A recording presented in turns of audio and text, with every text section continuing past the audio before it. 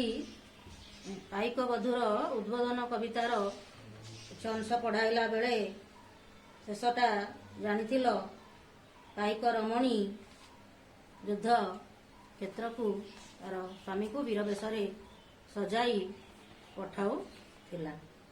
ହୁଳହୁଳି ଶବ୍ଦରେ ଆଉ ତାର ମୁଣ୍ଡରେ ବିଜୟ ସିନ୍ଦୁର ଦେଇ ଧାରୁଆ ଖଣ୍ଡା ହାତରେ ଧରେଇ ଦେଇ ଦର୍ପ ସହକାରେ ଅର୍ଥ ଦମ୍ଭରେ ଯୁଦ୍ଧକ୍ଷେତ୍ରକୁ ଯାଅ ବୋଲି ସମ୍ବୋଧିତ କରୁଥିଲା। ପୁଣି ଆଉ କ'ଣ କରୁଥିଲା ନା ମନ୍ଦାରର ମାଳା ବକ୍ଷ ପଟେ ଲମ୍ବାଇଲା ଆଦର ଯତ୍ନ ସହକାରେ ମନ୍ଦାରର ମାଳ ତାର ଛାତିରେ ବା ବେକରେ ଲମ୍ବେଇ ସମର ସଙ୍ଗୀତ ଯୁଦ୍ଧଟା ବା ଦର୍ପତାର ସହିତ ସମର ସଙ୍ଗୀତ ଗାନ କରି ମେଘ ମନ୍ଦ୍ରେ ଅର୍ଥାତ୍ ମେଘର ଗମ୍ଭୀର ଧ୍ୱନିରେ କୁଟୀର ପ୍ରାଙ୍ଗଣ କହିଲେ ପଡ଼ିଆ, ଏଠି ଅଗଣା ରେ ତାକୁ ମନ୍ଦାରମାଳା ବେକରେ ଲମ୍ବାଇ ସମୀର ସଙ୍ଗୀତ ଗାନ କରି ମେଘମନ୍ଦ୍ର ଅର୍ଥ ମେଘର ମନ୍ଦ୍ର ଶବ୍ଦର ଅର୍ଥ ହେଉଛି ଧୀର ମନ୍ଥର ଧ୍ୱନିରେ ତାର ଅଗଣାରୁ ବିଦାୟ ଦେଉଥିଲେ। ଯିବା ପାଇଁ ହବ ରଣ ପ୍ରାଙ୍ଗଣେ, ଯିବା ପାଇଁ ହବ ବୀର, ମାରିବାକୁ ହବ ଲକ୍ଷ ସୈନୀ, ଫୋପାଡ଼ି ଲକ୍ଷ ତୀର। ତରୁଣୀ ବକ୍ଷ ଲାଗି ପ୍ରିୟତମ, ଜନ୍ମ ନୁହଁ ତବ, ଜନ୍ମ ଭୂଇଁର ମଙ୍ଗଳ ଲାଗି ଜୀବନ ଦେବାକୁ ହେବ। ଏହି ପଦରେ ରଣପ୍ରାଙ୍ଗଣେ ରଣକ୍ଷେତ୍ରକୁ ବା ଯୁଦ୍ଧଭୂମିକୁ ତମକୁ ଯିବା ପାଇଁ ହବ। ଆଉ ଲକ୍ଷ ସୈନ୍ୟ ଫୋପାଡ଼ି ଲକ୍ଷ ତୀର ଫୋପାଡ଼ିକିରି ବା ସୈନ୍ୟମାନଙ୍କ ଘେନି ଯୁଦ୍ଧ କରିବାକୁ ତମକୁ ହବ। ତରୁଣୀ ବକ୍ଷ ତରୁଣୀ ସ୍ତ୍ରୀଲିଙ୍ଗରେ ତରୁଣୀ ବା ସ୍ତ୍ରୀ ଛାତି ପାଇଁ ବା ତାର ମୁଣ୍ଡ ରଖି ତା ପାଖରେ ଆଶ୍ରୟ ନେବା ପାଇଁ ମୋ ଭଳି ବୀରମାନଙ୍କର ଜନ୍ମ ହେଇନାହିଁ। କାହିଁକି ଜନ୍ମ ତୁମର ନା ପ୍ରିୟତମ ଜନ୍ମଭୂମିର ଟେକ ରଖି ନାଁ ରଖି। ତରୁଣୀ ବକ୍ଷ ଲାଗି ପ୍ରିୟତମ, ଜନ୍ମ ନୁହଁ ତବ ତୁମର ଜନ୍ମ ହୋଇନାହିଁ। ପ୍ରିୟତମ ସ୍ୱାମୀକୁ ସମ୍ବୋଧନ କରି କହୁଛନ୍ତି ପ୍ରିୟତମ, ସ୍ତ୍ରୀଲିଙ୍ଗରେ ପ୍ରିୟତମା। ତେଣୁ ତରୁଣୀ ବକ୍ଷ ଲାଗି ତୁମର ଜନ୍ମ ନୁହେଁ, ଜନ୍ମ ଭୂଇଁର ମଙ୍ଗଳ ଲାଗି ଜୀବନ ଦେବାକୁ ହେବ। ତୁମେ କାହିଁକି ତୁମର ଜନ୍ମ ନା ଜନ୍ମଭୂମିର ମଙ୍ଗଳ ଲାଗି ଜୀବନ ଦେବାକୁ ହେବ। ବହୁ ସଂଖ୍ୟାରେ ଆମେ ଏଠାରେ ଏହି ସଂସାରକୁ ଆସିଛେ, ଜନ୍ମଗ୍ରହଣ କରିଛେ, କିନ୍ତୁ ସମସ୍ତଙ୍କର ଜୀବନ ସାର୍ଥକ ହୁଏ। କେତେକଙ୍କ ମୃତ୍ୟୁରେ ସାର୍ଥକ ଜନ୍ମ ସେଇମାନଙ୍କର ଯାହା ଲାଗି ଗୋଡ଼ି ମାଟି ଝୁରି ହେବ। ମୃତ୍ୟୁବରଣ କରିସାରିଲାର ଅନେକ ଦିନ ପର୍ଯ୍ୟନ୍ତ ତାଙ୍କୁ ଆମେ ମନେ ରଖିବା। ତେଣୁ ମଣିଷ ଦୁର୍ଲଭ ଜୀବନ, ଶ୍ରେଷ୍ଠ ଜୀବନ, ସେହି ଶ୍ରେଷ୍ଠ ଜୀବନକୁ ଆମେ ଶ୍ରେଷ୍ଠ ଭାବରେ ପ୍ରତିପାଦିତ କରିବା ପ୍ରତ୍ୟେକ ମଣିଷର ଧର୍ମ। ଖାଲି ନିଜ ପାଇଁ ଚିନ୍ତା ନ କରି ବସୁଧୈବ କୁଟୁମ୍ବକ, ଏ ପୃଥିବୀର ସମସ୍ତେ ଆମେ ଗୋଟିଏ ପରିବାରର ବା ଗୋଟିଏ କୁଟୁମ୍ବ ଭଳି ମନେ କରିବା। ତେଣୁ ସାର୍ଥକ ଜୀବନ ତାର ଯାହା ପାଇଁ ଗୋଡ଼ି ମାଟି ଝୁରି ହେଉଥିବ।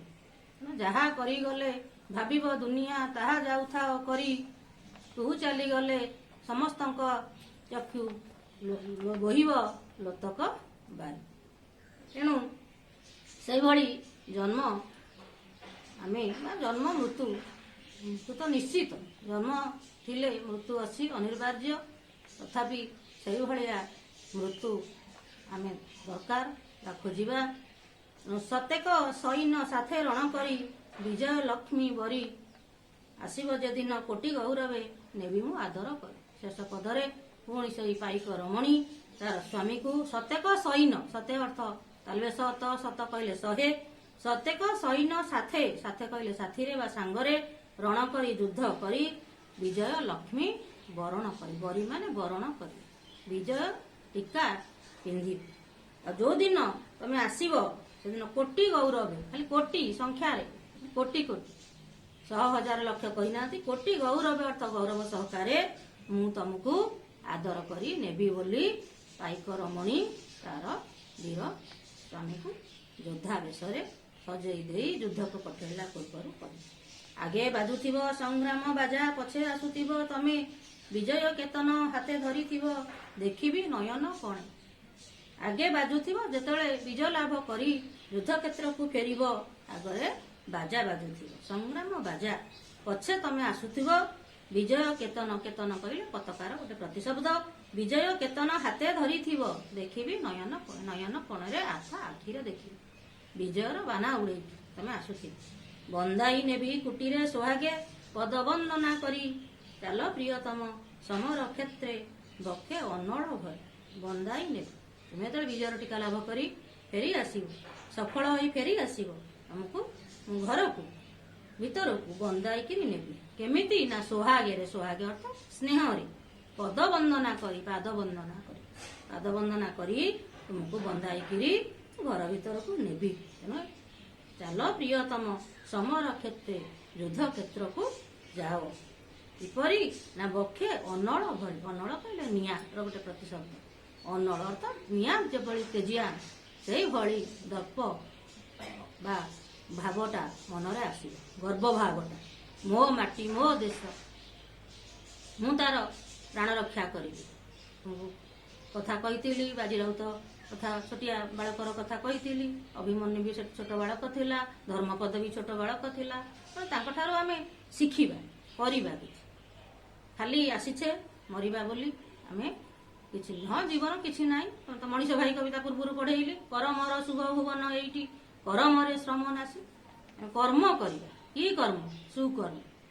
ସୁକର୍ମ କୁକର୍ମ ଅଛି, ଖରାପ କାମ ଭଲ କାମ। ସୁ ମାନେ ଭଲ, ତେଣୁ ସୁକର୍ମ କରିବା, ସୁଚିନ୍ତା କରିବା, ସଚେତନ ମନୋଭାବ ଆସିବ ଦେଶ ପାଇଁ।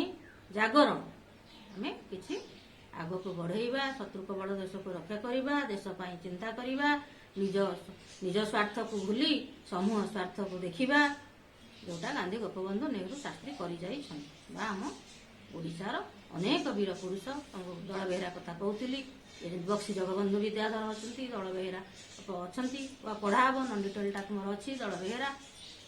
এইভাবে অনেক বীর পুরুষ বা বীর পুরুষ প্রসবিনী, বীর প্রসবিনী বা কোটি সুত মাতা আমার ভারতবর্ষ বা আমার ওড়িশা মাটি অনেক বীর পুরুষ জন্মগ্রহণ করছেন। পুরুষ নু খালি নারী মধ্য অଛନ୍ତି ଯେଉଁମାନେ ଦେଶ ପାଇଁ, ଜାତି ପାଇଁ ବା ମାଟି ପାଇଁ ଜୀବନ ଦାନ କରୁଛନ୍ତି।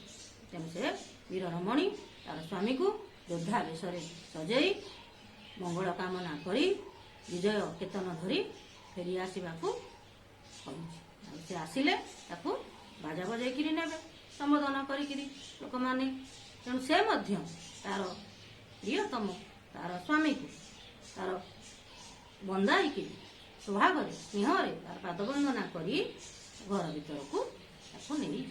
ତାର ଉଦ୍ବୋଧନ କବିତା ତାକୁ ପଢିଲେ, ଆମର ଅତୀତ କଥା ଜାଣିଲେ ଯେମିତି ଲୋମ ଟାଙ୍କୁରି ଉଠିବ, ରକ୍ତ ଆମର ତାତି ଉଠିବ। ତେଣୁ ଅନଳ ଭରିଥିବି, ଅନଳ ଅର୍ଥ ନିଆଁ ଭଳି ଜିଆନ ହୋଇଥିବ, ତମେ ଯାଅ ଆଉ ଯୁଦ୍ଧରେ ଜୟଲାଭ କରି ଶତ୍ରୁ ସଂହାର କରି ପୁଣି ତମେ ଫେରି ଆସ।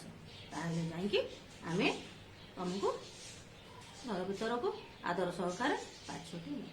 ଆଉ ଘର କୋଣରେ ବସି ରହିବା ପାଇଁ ତମକୁ କହୁ, ବା ଚୁଡ଼ି ପିନ୍ଧି ଘରେ ବସି ସ୍ତ୍ରୀ ଲୋକ ଭଳି ଘରେ ରହିବାକୁ କୁହାଯାଏ। ଯାଅ ଦର୍ପର ସହିତ, ଦମ୍ଭର ସହିତ ଯୁଦ୍ଧ କର, ଶତ୍ରୁମାନଙ୍କୁ ହଟେଇ ଦିଅ ବୋଲି କହିଛନ୍ତି ବା ସମ୍ବୋଧନ କରିଛନ୍ତି, ଆଶା ପୋଷଣ କରିଛନ୍ତି। ଏଇଟା ରମଣୀଙ୍କ ସ୍ତ୍ରୀ ଲୋକମାନେ ମଧ୍ୟ ବା ନାରୀମାନେ ମଧ୍ୟ ଅନେକ ଥିଲେ। ତମେ ରାଣୀ ଝାନ୍ସୀ ବାଇଙ୍କ ନା ଇତିହାସରୁ ଜାଣିଛ ତାଙ୍କ କାମ। ତେଣୁ ସେଇଭଳି ଆମର ଅଲ୍ୟାବାଇ, ରମା ଦେବୀ, ତେଣୁ ଓଡ଼ିଶାର ସେମାନେ ବି ଅନେକ କାମ କରିଥିଲେ। ତେଣୁ ଏଇ କବିତାଟି ବଡ଼ କବିତା ହେଲେ ବି ପାଇକ ବଧୂ କେମିତି ଉଦ୍ବୋଧନ ଦେଇ ତାର ସ୍ୱାମୀକୁ ଯିବା ପାଇଁ ଆଉ ଶତ୍ରୁ ସଂହାର କରି ବିଜୟର ବାନା ଉଡ଼ାଇ ଗୃହକୁ ପ୍ରତ୍ୟାବର୍ତ୍ତନ କରିବା ପାଇଁ ଏଠି ଉଦ୍ବୋଧନ ଦେଇଛି। ଆଉ ଠିକ୍ ନିଶ୍ଚିତ ଭାବରେ ସଫଳତାର ସହିତ ତାର କାୟିକ ବୀର ବା ସ୍ୱାମୀ ଗୃହକୁ ପ୍ରତ୍ୟାବର୍ତ୍ତନ କରିବାର ଆଶା ପୋଷଣ କରିଛି। ଆଜି ଏତିକି। ପରବର୍ତ୍ତୀ କ୍ଲାସରେ ପ୍ରଶ୍ନାବଳୀର ଉତ୍ତର କହିବି।